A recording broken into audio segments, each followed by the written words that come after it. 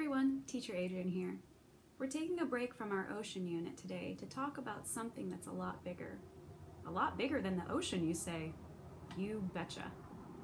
There's a lot of things going on in the world right now that can be tricky to discuss with young children, but I wanted to let you know that no child is too young to start learning about race and racism in the world around us.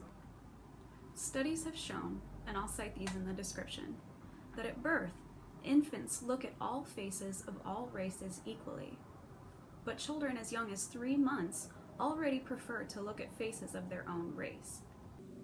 Fast forward to kindergarten, and children already show the same racial attitudes as the adults around them. Now, if you grew up in the rural Midwest like I did, you know that this sounds a little terrifying.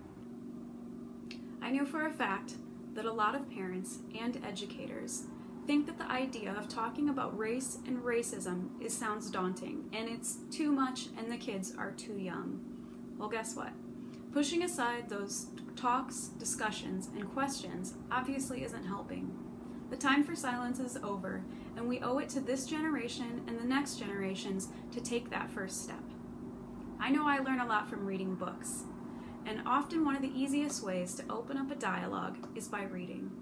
So today I'm going to share the story, The Day You Begin, by Jacqueline Woodson and Rafael Lopez. The Day You Begin, by Jacqueline Woodson and illustrated by Rafael Lopez.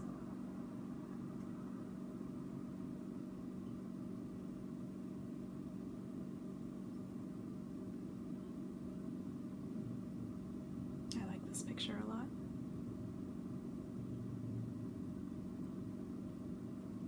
There will be a time when you walk into a room and no one there is quite like you.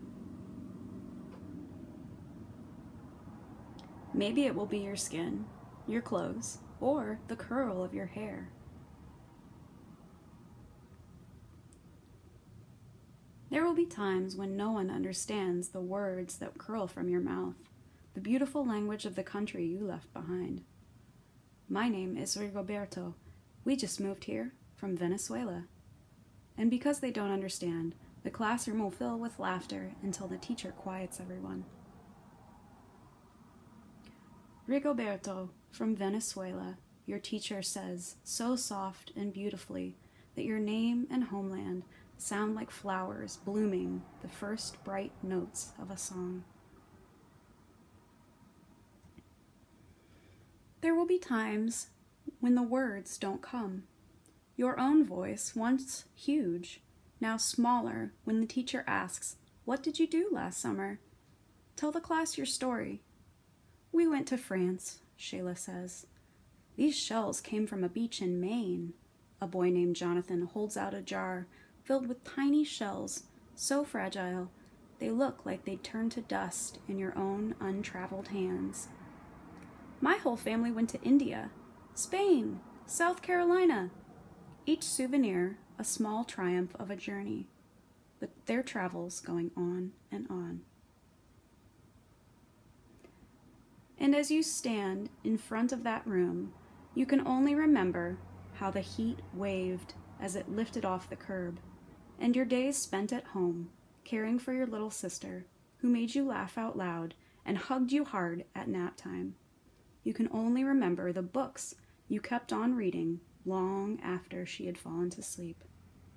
And in that room, where no one else is quite like you, you'll look down at your own empty hands and wonder, what good is this when other students were flying and sailing and going somewhere? There will be times when the lunch your mother packed for you is too strange or too unfamiliar for others to love as you do.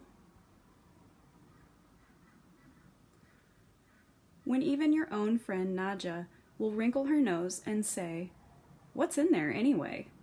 And you'll wonder how she doesn't see the rice beneath the meat and kimchi. You'll wonder why she doesn't remember that rice is the most popular food in the world. There will be times when the climbing bars are too high, the run is too fast and far, the game isn't one you can ever really play. I don't want him on our team. You can watch. maybe you can have a turn later. There will be times when the world feels like a place that you're standing all the way outside of. And all that stands beside you is your own brave self, steady as steel and ready, even though you don't yet know what you're ready for. There will be times when you walk into a room and no one there is quite like you until the day you begin to share your stories. My name is Angelina, and I spent my whole summer with my little sister, you tell the class, your voice stronger than it was a minute ago, reading books and telling stories, and even though we were right on our block, it was like we got to go everywhere. Your name is like my sister's, Rigoberto says. Her name is Angelina too. And all at once, in the room where no one else is quite like you, the world opens itself up a little wider to make some space for you. This is the day you begin to find the places inside your laughter and your lunches, your books, your travel, and your stories, where every new friend has something a little like you, and something else so fabulously not quite like you at all.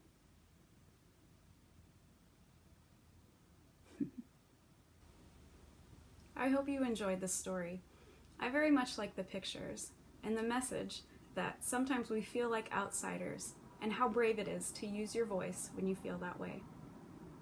I love you guys. Bye.